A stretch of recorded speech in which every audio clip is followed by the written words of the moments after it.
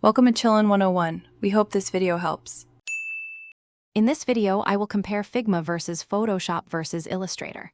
We'll explore their primary functions, ideal use cases, and unique strengths to help you decide which software best suits your design needs. Understanding their core differences is crucial for any designer, whether you're creating user interfaces, editing photographs, or crafting scalable vector art. Let's dive into each tool's capabilities and discover where they truly shine. Figma excels as a collaborative, web-based interface design tool. It allows multiple users to work on the same file in real time, making it perfect for team projects and rapid prototyping.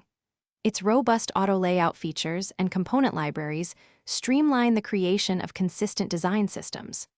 For designing websites, mobile applications, and interactive prototypes, Figma offers unparalleled efficiency and a seamless workflow, especially for UI and UX designers. Photoshop remains the industry standard for raster image manipulation and digital painting. Its powerful tools enable precise photo retouching, complex image compositing, and stunning digital artwork. With extensive layer controls and a vast array of brushes, artists can achieve incredibly detailed and realistic effects. If your work involves enhancing photographs, creating intricate digital paintings, or producing high-quality raster graphics, Photoshop provides unmatched control and creative freedom. Illustrator is the go-to for vector graphics, ensuring your designs are infinitely scalable without losing quality. It's indispensable for creating logos, icons, illustrations, and typography that look crisp on any size display or print.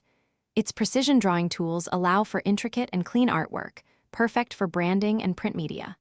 Ultimately, the best tool depends on your project.